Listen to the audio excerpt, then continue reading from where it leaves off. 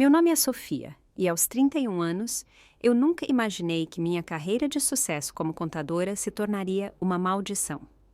Por 7 anos, eu sustentei financeiramente minha família durante suas supostas dificuldades. Todo mês, milhares de reais eram transferidos da minha conta para a deles. Então, veio aquela mensagem de texto fria. Precisamos de um tempo de você. Por favor, não entre mais em contato.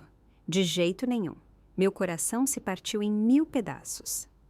Antes de contar o que aconteceu depois, me diga de onde você está assistindo e se inscreva no canal se você já se sentiu usado pelas pessoas que mais deveriam te amar. Eu me formei na faculdade com um diploma de Ciências Contábeis e uma dívida do financiamento estudantil que parecia uma montanha nos meus ombros. Ainda assim, eu estava orgulhosa, a primeira da minha família a ter um diploma de bacharel. Consegui um cargo de nível júnior em uma pequena firma de contabilidade em São Paulo.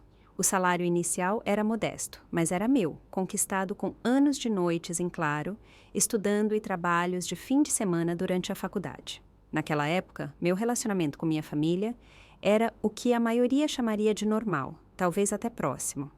Minha mãe, Eliana, trabalhava como recepcionista em um consultório odontológico. Meu pai, Tomás, tinha um emprego estável como gerente de armazém em uma empresa de móveis. Minha irmã mais nova, Helena, ainda estava no ensino médio, sonhando em se tornar enfermeira um dia. E havia meu tio Lauro, irmão do meu pai, que sempre foi meu maior incentivador. Ele nunca perdeu uma formatura, um recital de piano ou um momento importante da minha vida. Nos reuníamos para os almoços de domingo sempre que possível, compartilhando histórias e risadas ao redor da mesa de jantar que estava em nossa família há gerações. Eram tempos simples, tempos felizes antes de eu me tornar o banco da família. Há 7 anos, tudo mudou.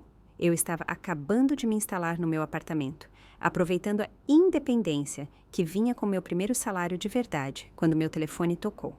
Era minha mãe, com a voz trêmula de choro. Sofia, querida, eu odeio te pedir isso, mas estamos com um problema sério, disse ela entre soluços. Seu pai perdeu o emprego. A empresa está fazendo cortes e o momento não poderia ser pior. Ela explicou que havia sido diagnosticada com fibromialgia, o que a forçou a reduzir suas horas de trabalho. As economias deles se esgotaram pagando seus exames médicos. O aluguel vencia em 3 dias e eles estavam com um déficit de 4.000 reais. Não temos a quem recorrer, sussurrou minha mãe. É só até seu pai encontrar outro emprego. Nós te pagaremos de volta assim que pudermos. Sem hesitar, eu transferi o dinheiro. 4.000 reais era uma parte significativa do meu orçamento mensal, mas eles eram minha família. Claro que eu ajudaria. Papai encontraria outro emprego logo, e isso seria algo pontual, mas não foi. 2 semanas depois, eles precisaram de ajuda com as contas de luz e água. Depois foi o supermercado, depois o seguro do carro. Cada pedido vinha com uma explicação comovente e a promessa de pagamento assim que as coisas melhorassem. Cada vez eu dizia que sim. O que começou como um empréstimo temporário se transformou em um compromisso mensal. Papai conseguia entrevistas, mas nunca o emprego. A condição da minha mãe piorou, limitando sua capacidade de trabalhar mesmo em meio período. Helena precisava de dinheiro para material escolar, depois para taxas de inscrição na faculdade, depois para os livros didáticos quando começou a faculdade. 3 meses nesse arranjo, eu configurei depósitos diretos. Parecia mais eficiente do que responder a ligações de pânico a cada poucas semanas. R$ 2.500 no primeiro dia do mês, outros 2.500 no dia 15. Isso apertou meu orçamento, mas eu dei um jeito. Peguei projetos extras na firma, trabalhei nos fins de semana e, eventualmente, consegui uma promoção. Mais dinheiro significava que eu podia dar mais para minha família em dificuldades. Enquanto isso, meus próprios sonhos ficaram em segundo plano. O fundo para a entrada da minha primeira casa crescia a passos de tartaruga. A viagem para a Europa que eu planejava desde a faculdade foi adiada indefinidamente. Minhas contribuições para a aposentadoria permaneceram no mínimo exigido para o benefício da empresa, muito abaixo do que meu consultor financeiro recomendava. A família vem em primeiro lugar. Eu dizia a mim mesma sempre que sentia uma pontada de ressentimento. Eles fariam o mesmo por mim. Com o passar dos meses e anos, os depósitos diretos aumentaram junto com meu salário. No terceiro ano, eu enviava a eles R$ 10.000 por mês, cobrindo não apenas as necessidades, mas também ajudando com a mensalidade da faculdade de Helena e despesas inesperadas que sempre pareciam surgir. Inicialmente, eu criei planilhas para rastrear minhas contribuições, planejando garantir que eles pudessem me pagar de volta um dia. Eventualmente, parei de atualizá-las. No fundo, eu sabia que nunca mais veria aquele dinheiro, e admitir essa verdade doía demais. A gratidão da minha família era efusiva no início. Mamãe me ligava chorando, me abençoando por ser uma filha tão maravilhosa. Papai prometia que me compensaria assim que se reerguesse. Helena enviava cartões de agradecimento escritos à mão com desenhos dentro. Tio Lauro era o único que parecia preocupado com o arranjo. Você tem certeza de que pode arcar com isso, Sofia? Ele perguntou durante um de nossos cafés. Parece que você está carregando a família inteira nas costas. É temporário, eu o assegurei, embora naquela altura já fizessem 2 anos. Além disso, eles são minha família. O que mais eu deveria fazer? Deixá-los serem despejados? Ele me deu um longo olhar, mas largou o assunto. Em retrospecto, eu deveria ter prestado mais atenção à preocupação em seus olhos. O quarto ano trouxe outra promoção no trabalho e um aumento salarial significativo. Eu era agora uma contadora sênior com uma renda respeitável. Em vez de finalmente priorizar meus próprios objetivos financeiros, aumentei o suporte familiar para R$ 12.500 por mês. A essa altura, já havia se tornado automático, esperado. As ligações de agradecimento se tornaram mensagens de texto de agradecimento. Depois, apenas confirmações de recebimento. Recebi. VAD. Minha vida social sofreu. Amigos pararam de me convidar para restaurantes caros ou viagens de fim de semana porque eu sempre recusava. Meu colega João me chamou para sair, mas nosso breve relacionamento terminou quando não consegui explicar por que eu estava sempre fazendo hora extra, mas ainda parecia ter dificuldades financeiras. Eu não podia admitir que estava sustentando minha família inteira. Parecia ao mesmo tempo me gabar de ser uma boa filha e admitir que estava sendo explorada. No 7º ano, eu já havia dado à minha família bem mais de R$ 500.000. O peso dessa responsabilidade havia se tornado tão normal que eu raramente o questionava. Eu tinha 31 anos com uma carreira de sucesso no papel, mas minha conta bancária contava uma história diferente. Esta era a minha vida agora: trabalhar, economizar um pouco, enviar o resto para a família, repetir. Mal sabia eu que tudo estava prestes a mudar. A mudança na atitude da minha família foi tão gradual que quase não a percebi. Quase. Começou com as ligações. Antes, mamãe ligava várias vezes por semana para saber como eu estava. Nossas conversas diminuíram para breves trocas a cada 15 dias. Quando eu ligava para eles, sempre havia um motivo pelo qual não podiam falar muito. Papai estava sempre de saída. Mamãe não estava se sentindo bem e precisava descansar. Helena estava estudando para uma prova importante. Nossos almoços de domingo em família se tornaram mensais, depois trimestrais. Cada vez que eu sugeria uma visita, havia uma desculpa. A casa estava sendo pintada. Mamãe estava tendo um dia de dor intensa. Eles tinham outros compromissos. Eu atribuí isso ao fato de todos estarem ocupados com suas próprias vidas. Papai ainda estava procurando emprego. Mamãe estava cuidando da saúde e Helena estava focada na faculdade de enfermagem. Fazia sentido que tivessem menos tempo para reuniões familiares casuais, até o meu aniversário de 30 anos. Eu sempre fiz questão de comemorar o aniversário de todos. No aniversário de 60 anos da mamãe, eu trouxe a irmã dela da Bahia de surpresa. Para o aniversário do papai, consegui ingressos para ver seu time de futebol favorito, o Corinthians. No aniversário de 21 anos de Helena, planejei uma celebração de fim de semana inteira. Então, quando meu 30º aniversário chegou, eu esperava pelo menos uma ligação. Talvez uma pequena reunião, quem sabe um cartão atencioso. Eu não recebi nada, nenhuma ligação, nenhuma mensagem, nenhum cartão. O dia passou em completo silêncio por parte da minha família. Verifiquei meu celular constantemente, imaginando se havia algum problema técnico. Cheguei a ligar para minha operadora para confirmar que meu telefone estava funcionando corretamente. Estava funcionando perfeitamente. Minha família simplesmente esqueceu, ou pior, lembrou e decidiu não reconhecer. Naquela noite, meus colegas de trabalho me levaram para uns drinks improvisados depois de notarem meu humor abatido. Minha amiga Olivia trouxe um pequeno bolo para o meu apartamento mais tarde. Eu apaguei as velas sozinha depois que ela foi embora, desejando que minha família estivesse apenas planejando alguma surpresa tardia. Eles não estavam. Uma semana se passou, depois 2. Nenhuma menção ao meu aniversário, nenhum desejo atrasado, nada. Quando finalmente mencionei o assunto durante uma breve ligação com a mamãe, a resposta dela foi apressada. Ah, querida, me desculpe, as coisas têm sido tão agitadas por aqui. Vamos compensar na sua próxima visita. Mas o convite para visitar nunca veio. 3 meses após meu aniversário esquecido, eu estava navegando pelo Facebook quando vi algo que fez meu estômago embrulhar. Uma foto dos meus pais e de Helena, sorrindo abertamente em frente ao castelo da Cinderela na Disney World.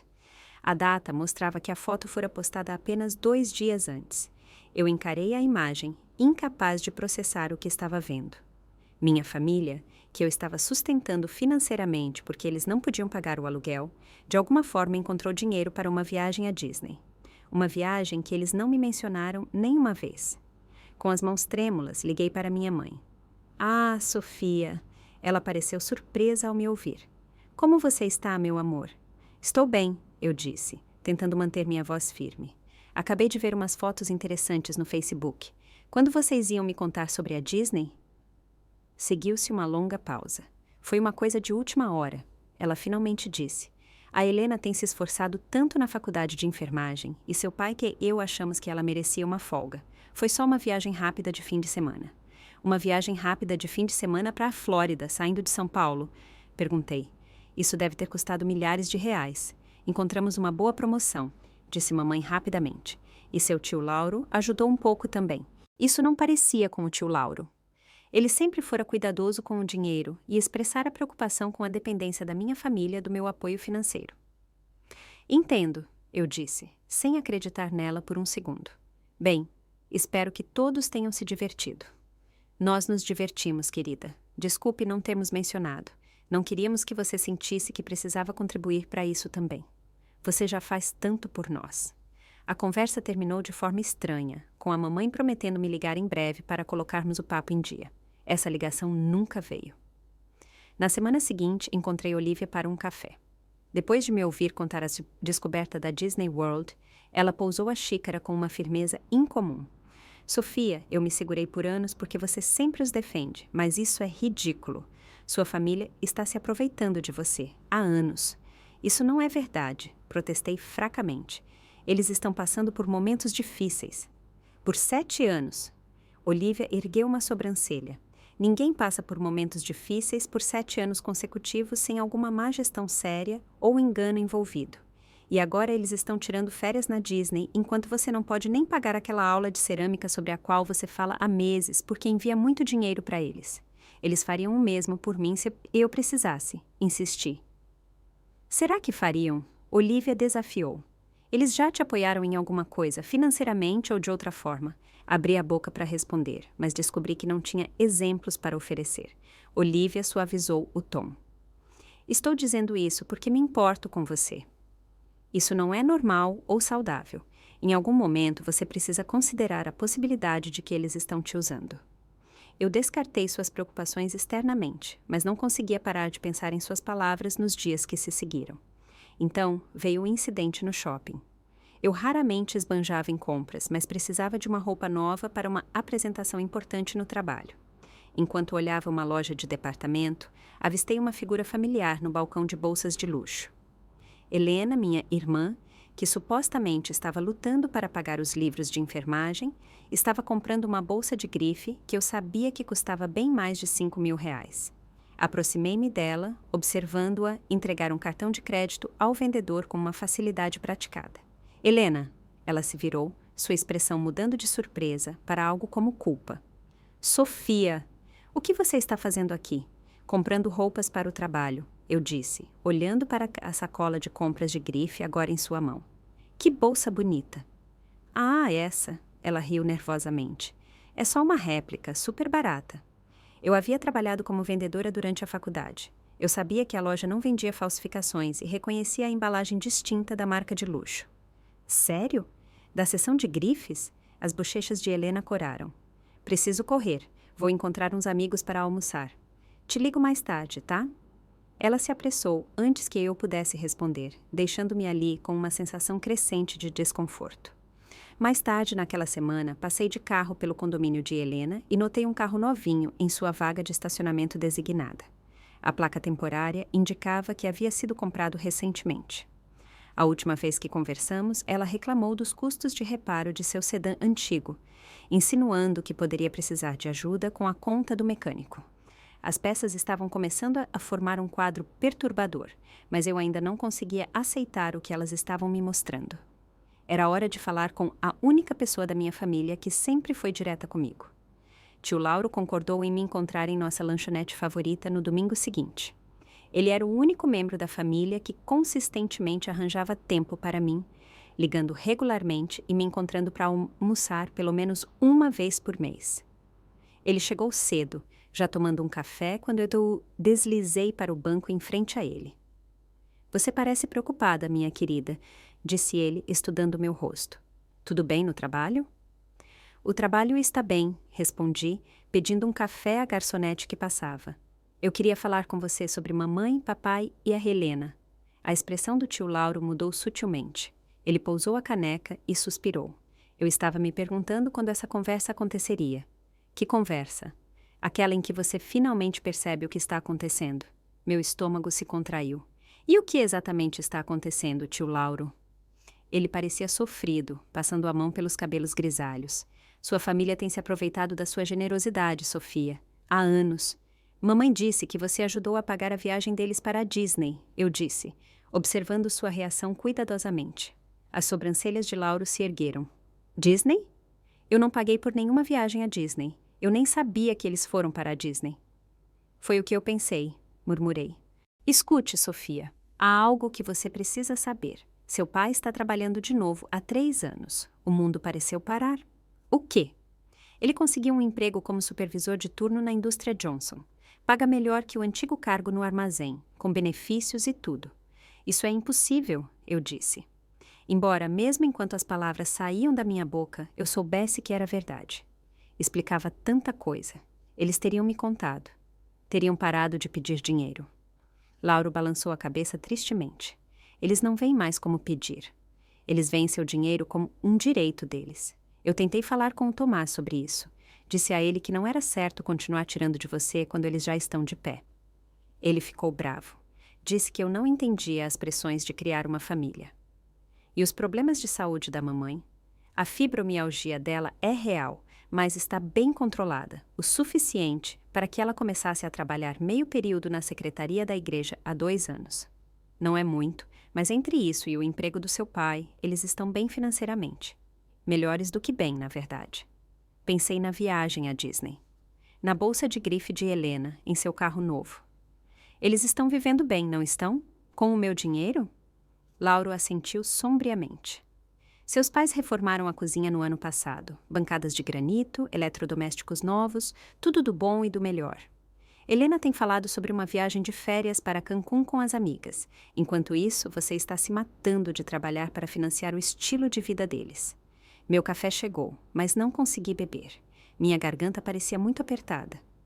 Por que você não me contou antes? Lauro parecia genuinamente arrependido.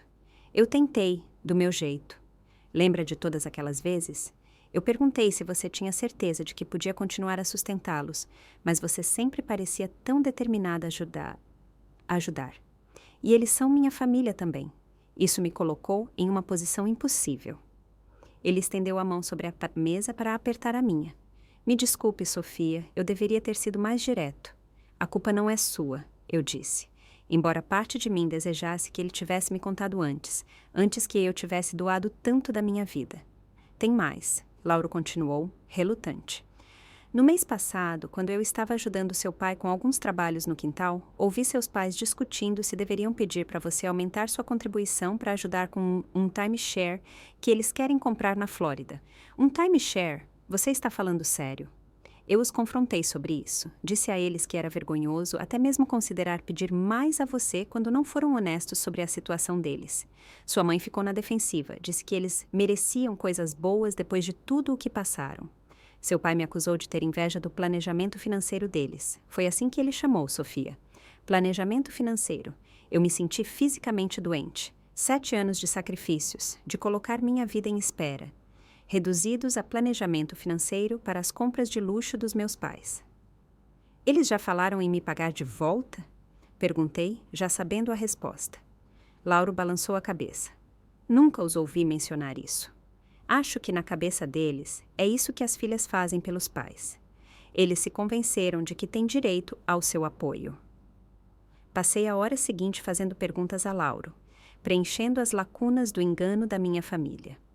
Como eles começaram com uma necessidade genuína, mas continuaram a farsa muito depois que a necessidade passou. Como eles justificavam isso, ocasionalmente me comprando pequenos presentes de Natal ou aniversário, como se um suéter de R$ 250 compensasse milhares em apoio mensal. Como eles começaram a se ressentir das minhas perguntas sobre suas buscas de emprego ou orçamento, vendo isso como intromissão em vez de preocupação razoável. Quando terminamos nosso almoço, intocado da minha parte, eu tinha uma imagem da traição da minha família mais clara do que jamais quis. O que você vai fazer? Lauro perguntou enquanto estávamos no estacionamento. Ainda não sei, admiti. Mas algo tem que mudar. Isso não pode continuar. Ele me abraçou com força. Seja o que for que você decidir, estou do seu lado. Lembre-se disso. Dirigi para casa atordoada, 7 anos de memórias, repassando em minha mente com um novo contexto. As lágrimas de gratidão, que pareciam tão genuínas. As emergências que sempre se alinhavam com as temporadas de férias ou grandes promoções. A distância crescente, sempre que eu fazia perguntas específicas sobre suas finanças. Eu tinha sido enganada pelas pessoas em quem mais confiava no mundo. E eu nunca tinha percebido. Naquela noite, não consegui dormir. Sentei no chão da minha sala, cercada por extratos bancários, calculando exatamente quanto dinheiro eu havia dado à minha família ao longo dos anos. O valor final me deixou fisicamente doente. R$ 620 mil. Dinheiro que poderia ter me comprado uma casa, financiado uma aposentadoria confortável ou me permitido viajar pelo mundo. Chorei até não ter mais lágrimas. Depois sentei em silêncio entorpecido, vendo o sol nascer pela janela do meu apartamento. A traição cortou mais fundo do que eu poderia imaginar. Não era apenas sobre dinheiro. Era sobre confiança, respeito e amor. Minha família não demonstrou nada disso por mim. Pela manhã, eu sabia que precisava de ajuda profissional para processar essa revelação. Pela primeira vez em anos, avisei que estava doente no trabalho e marquei uma consulta de emergência com uma terapeuta que eu havia visto brevemente após um término difícil. A doutora Patrícia Oliveira se lembrou de mim e abriu um espaço em sua agenda naquela tarde. Em seu consultório calmo e ensolarado, eu derramei toda a história, desde a primeira ligação desesperada por dinheiro do aluguel até as revelações do tio Lauro. O que você está descrevendo é abuso financeiro, disse a doutora Patrícia, gentilmente, quando terminei. É particularmente doloroso porque veio da família, as pessoas que esperamos que nos protejam, não que nos explorem. Eu me sinto tão estúpida, sussurrei. Como eu não vi? Porque você estava agindo com base no amor e na confiança, o que é natural com a família. Eles se aproveitaram do seu bom coração, não da sua inteligência. Ela se inclinou para frente. A questão agora é: que limites você precisa estabelecer daqui para frente? Limites. A palavra parecia estranha quando aplicada à família. Eu nunca havia considerado que precisava de proteção contra as pessoas que me criaram. Não posso continuar dando dinheiro a eles, eu disse, a decisão se cristalizando enquanto eu falava, não quando eles mentiram para mim. Isso parece um limite razoável, concordou a doutora Patrícia, mas sinto que você está preocupada sobre como comunicar isso. Eu assenti. Eles dependem do meu dinheiro, ou pelo menos construíram seu estilo de vida em torno dele. Se eu os cortar completamente sem aviso. Você está preocupada com as consequências. Ela terminou por mim. Isso é compreensível. Talvez uma abordagem de transição seja mais confortável para você. Passamos o resto da sessão discutindo opções. Quando saí, eu tinha um plano. eu redigiria um e-mail explicando que sabia sobre a situação financeira melhorada deles e que estaria reduzindo gradualmente meu apoio ao longo de 6 meses, encerrando-o completamente após esse período. Isso lhes daria tempo para ajustar seus gastos ou aumentar sua própria renda. Parecia justo, até generoso, considerando o engano deles. Em casa, passei horas elaborando o e-mail. Eu queria ser clara, sem ser acusatória, firme, sem ser cruel. Expliquei que havia descoberto sobre o emprego do meu pai, o trabalho de meio período da minha mãe e suas circunstâncias financeiras melhoradas. Detalhei como apoiá-los havia impactado minha própria saúde financeira e segurança futura. Propus o período de transição de 6 meses com reduções mensais no apoio e sugeri que nos encontrássemos para discutir um plano para que eles eventualmente me pagassem pelo menos uma parte do que eu havia lhes dado ao longo dos anos. Antes de enviar, encaminhei o rascunho para o tio Lauro, pedindo sua opinião. Ele me ligou imediatamente após ler.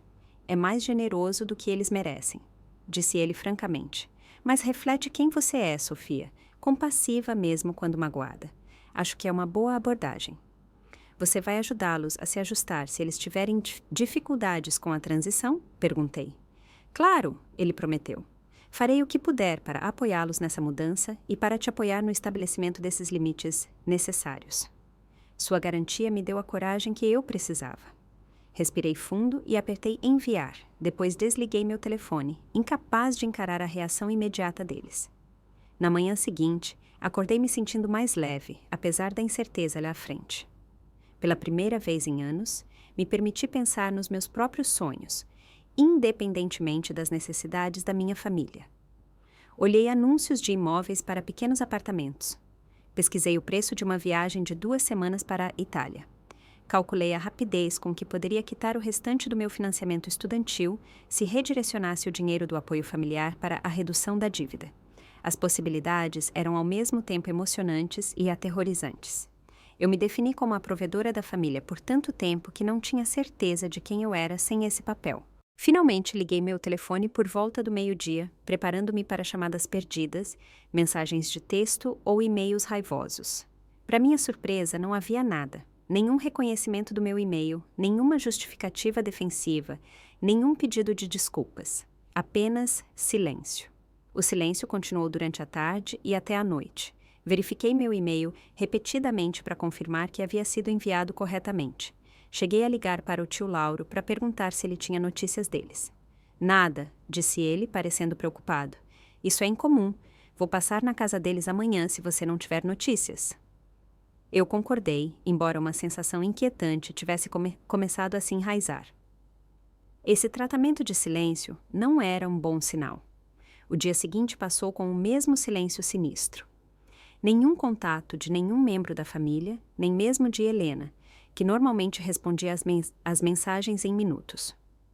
À noite, a ansiedade me fez andar de um lado para o outro no meu apartamento, imaginando cenários de emergências médicas a um boicote familiar coletivo. Então, o tio Lauro ligou. Passei na casa, disse ele, a voz tensa de raiva. Eles estão bem, Sofia? Mais do que bem. Eles estavam tendo uma reunião de família sobre o seu e-mail quando cheguei sem avisar. Uma reunião de família sem mim? Sobre mim? Sim. Tomás, Eliana e Helena estavam sentados ao redor da mesa de jantar com cópias impressas do seu e-mail, discutindo como responder. Eles não pareciam chateados ou preocupados. Pareciam calculistas. Meu estômago afundou. O que eles disseram quando te viram? Eles tentaram me puxar para o lado deles. Eliana sugeriu que eles deveriam dar um tempo de você até você cair em si sobre o dinheiro. Tomás falou sobre como você era ingrata depois de tudo o que eles fizeram por você. Helena estava preocupada em ter que abandonar a faculdade sem o seu apoio, apesar do fato de que acabou de comprar aquele carro novo. Cada palavra parecia um golpe físico. Eles nem estavam considerando minha proposta. Eles estavam criando uma estratégia para me manipular a continuar os pagamentos. Quando eu disse que eles deveriam ter vergonha de si mesmos, que você tinha todo o direito de parar de sustentar adultos que mentiram para você por anos, eles ficaram com raiva, muita raiva. Sua voz falhou um pouco. Peguei algumas das minhas coisas e fui embora. Não consigo ficar naquela casa sabendo como eles estão te tratando. Tio Lauro morava com meus pais desde o divórcio dele, 5 anos antes, ajudando com a manutenção da casa em troca de um aluguel reduzido.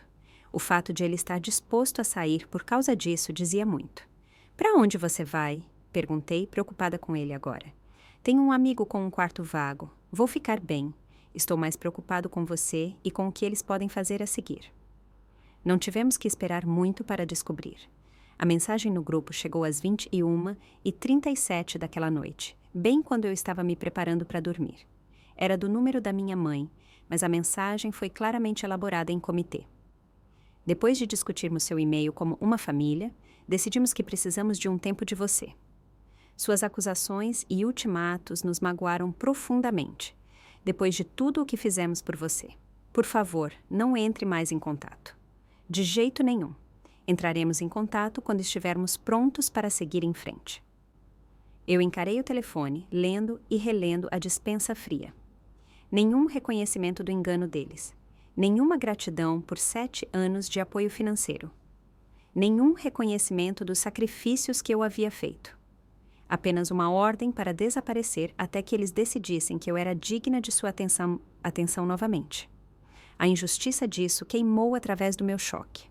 Eles haviam tirado mais de R$500 mil de mim sob falsas alegações, e agora estavam agindo como se eu os tivesse ofendido por descobrir suas mentiras. Minhas mãos tremiam enquanto eu checava as redes sociais, apenas para descobrir que eles já haviam me bloqueado no Facebook, Instagram e até no LinkedIn.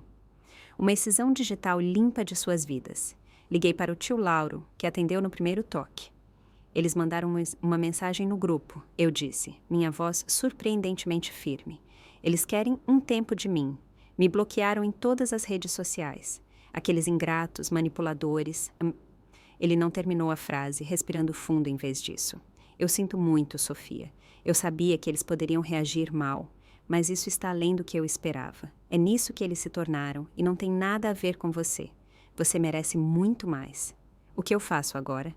Perguntei, sentindo-me à deriva. Agora você vive sua vida, disse Lauro firmemente. A reação deles apenas confirmou tudo o que suspeitávamos. Eles só te valorizavam pelo que você podia dar a eles. A vergonha é deles, não sua. Depois que desligamos, sentei-me imóvel no meu sofá, tentando processar a finalidade da mensagem de texto. Minha família Von havia escolhido o dinheiro em vez do relacionamento. Eles me cortaram por ter a audácia de parar de financiar seu estilo de vida. As pessoas que deveriam me amar incondicionalmente haviam colocado uma condição muito específica em seu amor: apoio financeiro contínuo. Uma estranha calma se instalou sobre mim enquanto a realidade se assentava. Em sua tentativa de me punir, eles na verdade esclareceram exatamente onde eu estava com eles. Não havia mais ambiguidade, nem mais benefício da dúvida a ser concedido. Eles me mostraram quem realmente eram. Com essa clareza veio a determinação. Peguei meu telefone e digitei uma breve resposta à mensagem do grupo. Claro, vou cancelar meus depósitos diretos amanhã, sem falta. Então, liguei para o atendimento ao cliente 24 horas do meu banco. A atendente foi prestativa e eficiente, cancelando todas as transferências automáticas para as contas dos membros da minha família.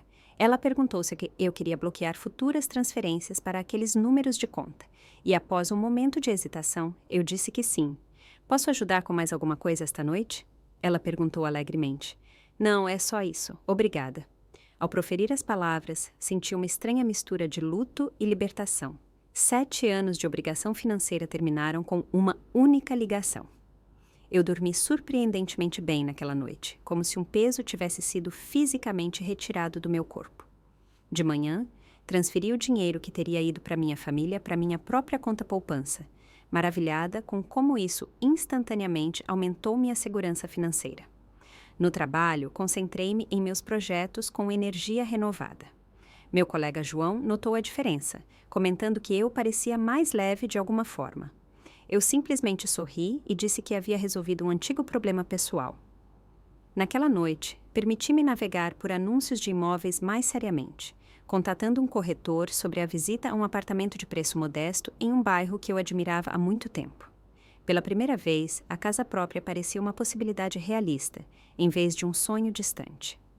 Pouco antes da meia-noite, meu telefone explodiu com notificações. Primeiro vieram as chamadas perdidas.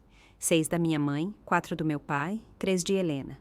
Depois, as mensagens de voz, cada uma mais urgente que a anterior. Sofia, me ligue de volta imediatamente. Houve um mal-entendido. A voz da minha mãe, tensa e controlada. Querida, precisamos conversar. Isso foi longe demais. Meu pai, tentando parecer razoável. O que você fez? A mãe e o pai estão surtando.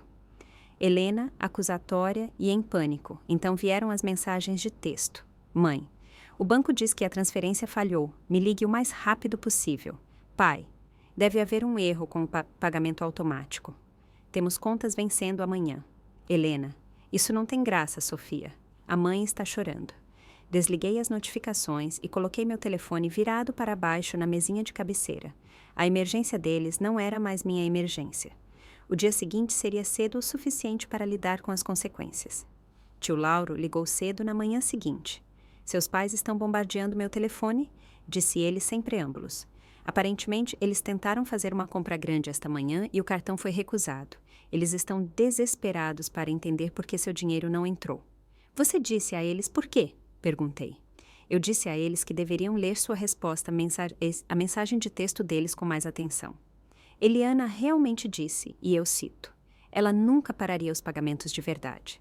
Ela sabe que precisamos desse dinheiro. A ilusão é forte com eles. Apesar de tudo, senti uma pontada de culpa. Talvez eu devesse ter lhes dado mais aviso antes de parar os pagamentos completamente. Sofia, a voz de Lauro era gentil, mas firme. Eles te disseram para não contatá-los mais. Eles te bloquearam nas redes sociais. Eles rejeitaram seu generoso plano de transição de 6 meses. O que exatamente você deveria fazer? Ele estava certo, claro. Eu tentei ser justa. Eles escolheram este final abrupto, não eu. Ao longo do dia, as ligações e mensagens continuaram. À noite, o tom havia mudado de confusão para raiva e para negociação desesperada. Podemos resolver isso, querida. Apenas reative os pagamentos enquanto conversamos, dizia uma mensagem do meu pai.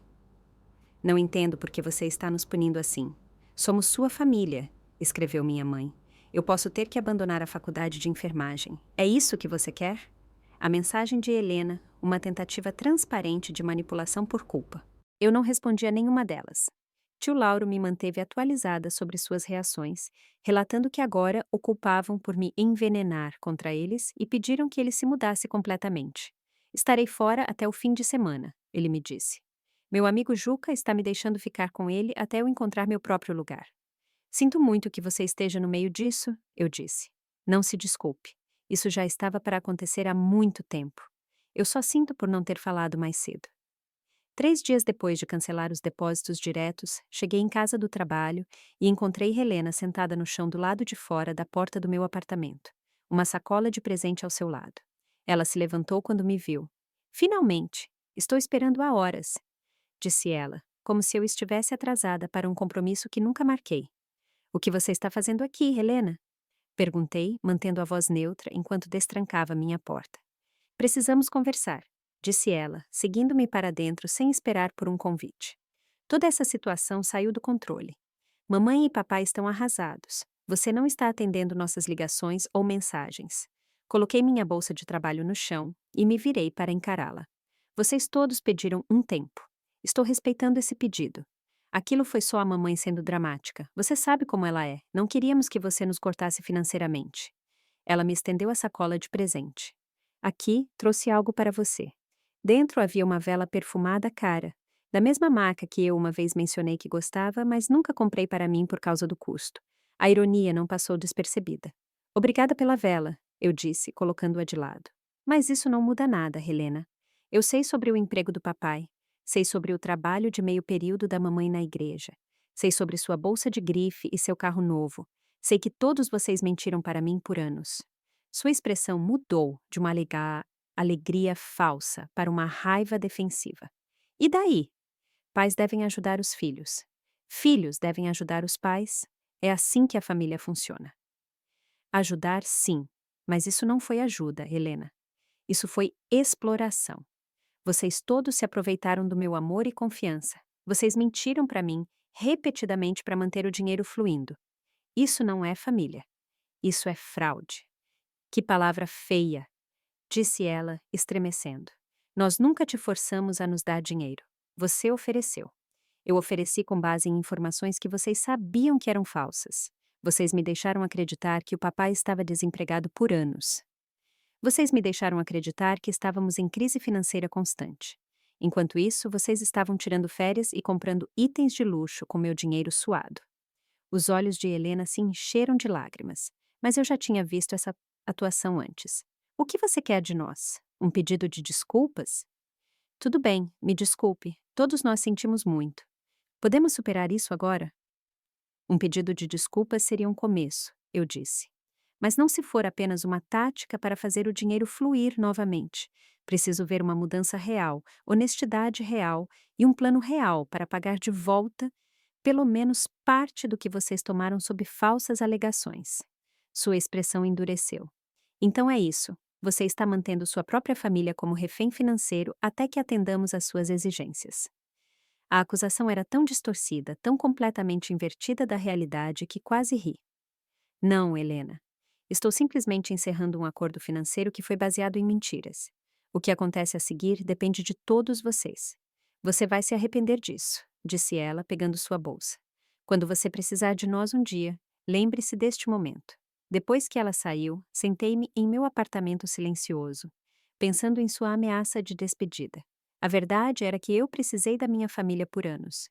Precisei do apoio emocional deles, do interesse genuíno em minha vida, do amor sem condições. Eles falharam em fornecer qualquer uma dessas coisas, focados apenas no que eu podia lhes dar materialmente. Pela primeira vez, eu realmente entendi que estive sozinha o tempo todo. As 2 semanas seguintes foram um turbilhão de agitação emocional e prática. Minha família passou por todas as táticas de manipulação imagináveis, desde chantagem emocional à raiva e love bombing. Minha mãe enviou um longo e-mail explicando que houve um terrível mal-entendido. De acordo com sua história revisionista, eles nunca disseram explicitamente que o papai estava desempregado nos últimos anos. Eu simplesmente assumi isso. Eles não mencionaram o emprego dele ou o trabalho de meio período da mamãe, porque não queriam me sobrecarregar com os detalhes de suas lutas diárias. A viagem à Disney foi ganha em uma rifa da igreja. Uma alegação que eu sabia ser falsa. As compras de grife de Helena foram todas achados de pechincha em outlets. Cada explicação era frágil, facilmente refutável e ignorava completamente a questão central. Eles deliberadamente fomentaram a impressão de desespero financeiro para me manter enviando dinheiro. Meu pai adotou uma abordagem diferente, deixando mensagens de voz cheias de desculpas por qualquer falha de comunicação e culpando a situação em tempos estressantes e mau planejamento financeiro. Ele nunca reconheceu o engano deliberado, em vez disso, caracterizou toda a situação como uma série de mal-entendidos infelizes, que poderiam ser resolvidos se eu apenas retomasse o apoio financeiro, enquanto resolvíamos as coisas como uma família. Helena alternava entre mensagens de texto, raivosas me acusando de traição, e mensagens chorosas sobre a possibilidade de ter que abandonar a faculdade de enfermagem. Quando não respondi, ela apareceu no meu local de trabalho com flores, criando uma cena desconfortável na recepção que terminou com meu gerente pedindo que ela se retirasse. Durante tudo isso, mantive meu silêncio, seguindo o conselho da doutora. Patrícia para me dar espaço para processar meus sentimentos antes de me envolver com eles novamente. Em vez disso, concentrei-me em reconstruir minha vida. Reuni-me com um consultor financeiro que me ajudou a criar um plano para maximizar meus fundos recém-disponíveis. Dei a entrada em um apartamento modesto, mas charmoso, em um bairro que eu amava. Reservei uma viagem de 2 semanas para a Itália para a primavera seguinte, algo que eu sonhava desde a faculdade. Entrei para a aula de cerâmica que Olivia vinha recomendando há meses. Tio Lauro, agora instalado no quarto de hóspedes de seu amigo, tornou-se meu apoio mais consistente. Jantávamos juntos, 2 vezes por semana, comparando notas sobre nossas respectivas jornadas de afastamento da dinâmica familiar tóxica que ambos havíamos permitido de maneiras diferentes. Seus pais me ligaram ontem, ele me disse durante um de nossos jantares. Eles querem marcar uma reunião de família para esclarecer as coisas. Acho que finalmente estão percebendo que você está falando sério sobre isso. O que você disse a eles? Perguntei. Eu disse que participaria apenas se eles viessem preparados para assumir total responsabilidade por suas ações e com um plano concreto para fazer as pazes. Tomás desligou na minha cara. Eu sorri, apesar da situação. Eles não estão acostumados com nós dois tendo limites. Não, não estão, concordou Lauro, mas terão que se adaptar se quiserem qualquer um de nós de volta em suas vidas. 3 semanas após a mensagem de grupo inicial, minha mãe ligou e, surpreendentemente, eu atendi. Queremos nos encontrar com você, disse ela sem preâmbulos. Todos nós, incluindo Lauro, se ele vier. Local neutro, sua escolha. Por quê? Perguntei simplesmente. Porque somos uma família, Sofia. Famílias não deveriam ser separadas por mal-entendidos sobre dinheiro. Ainda era enquadrado como um mal-entendido. Não um engano deliberado, mas era a coisa mais próxima de um ramo de oliveira que eles haviam oferecido. Vou pensar sobre isso, eu disse, sem querer me comprometer imediatamente. Após consultar a doutora.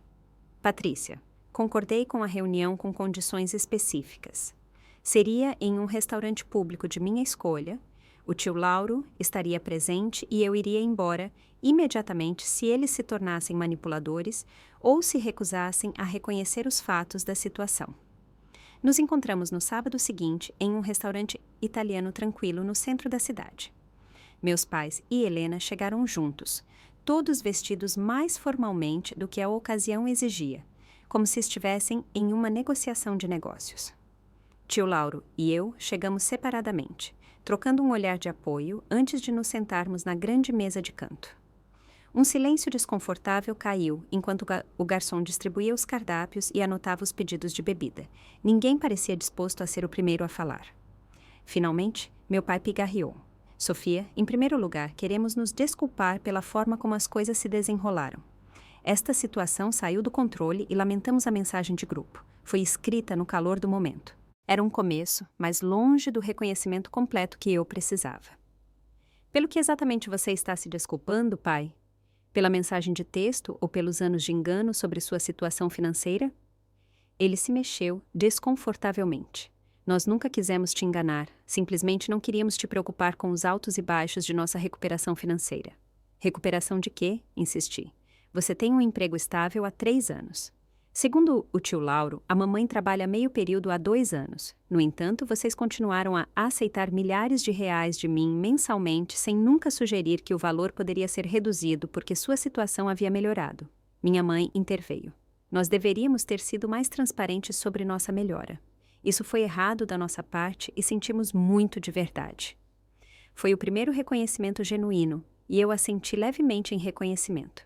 Nós nos acostumamos com o arranjo. Ela continuou. O dinheiro extra nos ajudou a reconstruir nossas economias após os anos difíceis, a cuidar de reparos em casa que adiávamos, a ajudar a Helena com a faculdade.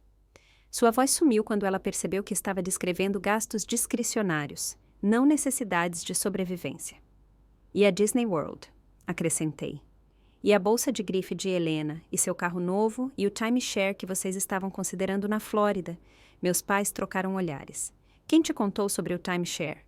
Meu pai perguntou, lançando um olhar acusador para o tio Lauro. Isso importa?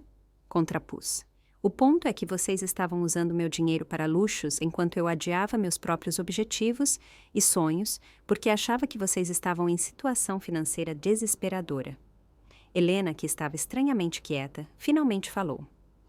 Eu não sabia sobre o emprego do papai até o ano passado, disse ela. Mamãe e papai me disseram para não mencionar a você porque complicaria as coisas. Eu deveria ter dito algo de qualquer maneira. Me desculpe, Sofia. Seu pedido de desculpas pareceu sincero e senti uma pequena rachadura em minha armadura protetora. Obrigada por isso, Helena. Meu pai, talvez sentindo uma mudança na temperatura emocional, inclinou-se para a frente ansiosamente. Então, para onde vamos a partir daqui? Queremos superar isso, Sofia. Queremos nossa família de volta. Isso depende, eu disse cuidadosamente. Vocês estão pedindo para que nosso relacionamento seja restaurado ou estão pedindo para que o dinheiro comece a fluir novamente? Ambos, obviamente, disse minha mãe, e rapidamente se corrigiu ao ver minha expressão. Quero dizer, principalmente o relacionamento, é claro. Mas nós construímos nosso orçamento em torno da sua contribuição, e cortá-la tão abruptamente criou uma dificuldade real. Tio Lauro, que estava observando em silêncio, fez um som que estava entre uma tosse e uma risada de escárnio. Eliana, você se ouve? Ele perguntou. Você ainda está enquadrando isso como responsabilidade da Sofia. Vocês não têm direito ao dinheiro dela. Nunca tiveram. O fato de vocês terem construído seu orçamento em torno de uma fonte de renda que obtiveram através de engano é um problema de vocês para resolver, não dela. O rosto do meu pai avermelhou. Fácil para você dizer, Lauro. Você sempre teve o luxo de se preocupar apenas consigo mesmo. Chega, eu disse firmemente. O tio Lauro está aqui como meu apoio, não para ser atacado. Se vocês não podem ter essa conversa respeitosamente, então acabamos aqui. Meus pais trocaram olhares novamente, e minha mãe estendeu a mão para a da minha sobre a mesa. Eu permiti o contato, embora parecesse estranho, após semanas de distância emocional. Queremos consertar isso, disse ela suavemente. Diga-nos o que você precisa de nós. Era a pergunta que eu estava esperando, para a qual eu havia me preparado com a ajuda da doutora. Patrícia. Eu preciso de honestidade completa a partir deste ponto, comecei. Chega de segredos, chega de omissões convenientes, chega de manipulação. Preciso do reconhecimento de toda a extensão do engano ao longo dos últimos anos, não apenas desculpas vagas por falha de comunicação. Preciso que vocês assumam a responsabilidade por sua própria situação financeira sem esperar que eu subsidie seu estilo de vida. Respirei fundo antes de continuar. E preciso de alguma forma de plano de pagamento para pelo menos uma parte do dinheiro que foi tirado sob falsas alegações. Não tudo, mas o suficiente para demonstrar que vocês entendem a magnitude do que aconteceu e estão comprometidos em fazer as pazes. Meu pai começou a objetar, mas minha mãe apertou seu braço em aviso. Esses termos são justos, disse ela, embora as palavras parecessem difíceis para ela. Podemos elaborar um plano de pagamento, algo administrável com nossa renda atual. E quanto ao nosso relacionamento daqui para frente? Meu pai perguntou. Você fará parte da família novamente? Sim. Era a pergunta que mais me atormentara nas semanas de separação. O que significava família, agora, depois de tudo o que aconteceu? Podemos começar a reconstruir nosso relacionamento. Eu disse, cuidadosamente, lentamente, com limites apropriados. Sem mais envolvimento financeiro, sem mais chantagem emocional, sem mais manipulação. Começamos com contatos breves e ocasionais e vemos como vai. Não era a reconciliação imediata e completa que eles esperavam, mas era tudo o que eu podia oferecer honestamente. Para minha surpresa, eles aceitaram esses termos sem mais discussões, talvez finalmente entendendo o quão perto chegaram de me perder permanentemente. Quando terminamos nossas refeições e nos preparamos para sair, Helena perguntou hesitantemente: Posso te dar um abraço de despedida? Eu assenti, e seu abraço foi apertado, desesperado, reminiscente da irmã que eu conhecia antes do dinheiro complicar tudo. Por um momento, me permiti ter esperança de que algo genuíno pudesse ser salvo dos destroços de nossas relações familiares. Só o tempo diria. Os meses seguintes à nossa reunião no restaurante foram uma dança cuidadosa de reconstrução de confiança enquanto mantínhamos limites firmes. Meus pais lutaram com a nova dinâmica, ocasionalmente caindo em velhos padrões de chantagem emocional sutil ou referências a dificuldades financeiras. Cada vez, eu calmamente apontava o que eles estavam fazendo e redirecionava a conversa, ou a encerrava se necessário. O processo de cura não foi nem rápido nem linear. Alguns dias traziam progresso, outros, retrocessos dolorosos. Havia momentos em que eu questionava se manter qualquer relacionamento com eles valia o custo emocional. Durante esses momentos, apoiei-me fortemente em minha rede de apoio. Tio Lauro, minha amiga Olívia, a doutora Patrícia e o grupo de apoio para sobreviventes de abuso financeiro, que eu havia entrado por recomendação da terapeuta.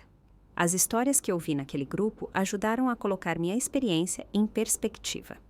Alguns membros haviam perdido casas, economias de aposentadoria ou ficado com dívidas esmagadoras devido à exploração financeira por membros da família. Embora minha situação fosse dolorosa, eu havia escapado antes que o dano se tornasse irreparável. Eu ainda tinha tempo para reconstruir meu futuro financeiro, e o reconstruí. Mudei-me para o meu apartamento 3 meses depois de cortar o apoio financeiro à minha família. No dia em que recebi as chaves, fiquei na sala de estar vazia, tomada pela percepção de que aquele espaço era verdadeiramente meu, garantido pelo meu próprio trabalho duro e recursos recém-protegidos. Tio Lauro me ajudou a pintar as paredes e montar os móveis. Olívia organizou uma festa de inauguração onde nenhum convidado era meu parente de sangue. Mas cada pessoa ali demonstrou mais cuidado genuíno com meu bem-estar do que minha família imediata havia demonstrado em anos. Meus pais e Helena não foram convidados para a festa. Nosso contato permaneceu limitado a encontros ocasionais para um café ou breves telefonemas, sempre nos meus termos e horários. Eles começaram a fazer pequenos pagamentos mensais, como prometido, embora os valores fossem simbólicos em comparação com o que haviam tirado. Ainda assim, o reconhecimento simbólico importava mais do que o próprio dinheiro.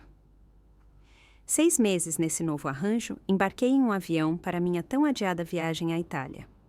De pé na Capela Sistina, contemplando a obra-prima de Michelangelo, fui atingida pela percepção de que teria perdido este momento se continuasse a sustentar minha família indefinidamente. Quantas outras experiências, conexões e oportunidades eu sacrifiquei no altar da falsa obrigação? A viagem se tornou um ponto de virada em minha jornada de cura.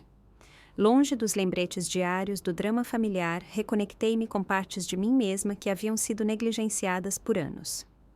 Redescobri meu amor pela história da arte e pela exploração espontânea. Fiz amizade com outros viajantes e locais, praticando as frases em italiano que aprendi em um aplicativo durante o almoço no trabalho. Mais importante, experimentei alegria sem culpa pela primeira vez em anos, sem cálculos mentais de como meu fundo de viagem poderia ter ajudado minha família, sem mensagens de texto preocupadas, verificando se eles precisavam de dinheiro enquanto eu estava egoisticamente me divertindo. Apenas prazer puro e descomplicado no momento. Quando voltei para casa, bronzeada e rejuvenescida, trouxe essa nova liberdade comigo. Retomei as aulas de cerâmica, entrei para um grupo de caminhada e até concordei em sair com João, do trabalho, que notou a mudança em mim e me convidou para sair novamente. Meu relacionamento com minha família continuou a evoluir, às vezes dolorosamente lento. Houve contratempos, como quando minha mãe acidentalmente me incluiu em um e-mail para a família estendida descrevendo dificuldades financeiras que eu sabia serem exageradas, ou quando meu pai sugeriu que eu poderia emprestar-lhes dinheiro para um reparo em casa, como se nossa história fosse uma nota de rodapé menor, em vez de uma quebra fundamental de confiança. Cada incidente exigia um reforço firme dos limites, às vezes incluindo períodos de contato reduzido, quando eles pressionavam demais. Mas também houve momentos de conexão genuína, ajudar Helena a estudar para uma prova difícil de enfermagem, celebrar a promoção do meu pai no trabalho, apoiar minha mãe durante um breve susto de saúde. Tio Lauro permaneceu meu aliado constante, tendo estabelecido seu próprio relacionamento mais saudável com meus pais, à distância segura de seu novo apartamento. Eles estão tentando. Ele me lembrava durante momentos de frustração. Nem sempre conseguindo, mas tentando. 1 ano, no dia exato em que recebi aquela mensagem de grupo fria, convidei minha família para jantar no meu apartamento. Foi a primeira vez que eles estiveram em minha nova casa. Uma escolha deliberada de minha parte para manter a separação entre meu santuário e as complicações do nosso relacionamento. Enquanto nos sentávamos ao redor da minha mesa de jantar, a conversa fluiu mais facilmente do que em meses. Havia uma corrente de consciência, um reconhecimento mútuo da jornada que havíamos percorrido e do trabalho que ainda estava por vir. Mas também havia risadas, interesse genuíno na vida um do outro e momentos de conexão autêntica que me lembraram por que eu escolhi manter contato, apesar de tudo. Depois do jantar, enquanto saboreávamos um café e a sobremesa que Helena havia trazido, meu pai pigarreou. "Eu quero dizer uma coisa." Ele começou, sua voz estranhamente hesitante. "Este último ano foi difícil, mas também esclarecedor. Eu não percebia o quanto passamos a te ver como um recurso em vez de uma filha. Estou profundamente envergonhado disso agora." Minha mãe assentiu, com lágrimas nos olhos. "Nós perdemos de vista o que importa. O dinheiro se tornou mais importante do que nosso relacionamento com você, e isso foi terrivelmente errado. Somos gratos por você nos dar uma chance de fazer as pazes," acrescentou Helena. "Nem todo mundo teria feito isso." Suas palavras foram reconhecimentos simples, mas profundos, que eu precisava ouvir há meses. Os pedidos de desculpas não eram perfeitos, mas eram sinceros, de uma forma que suas declarações anteriores não haviam sido. Obrigada, eu disse em voz baixa. Isso significa muito para mim. Mais tarde, depois que eles foram embora e eu estava lavando a louça com o tio Lauro, ele bateu em meu ombro gentilmente com o dele.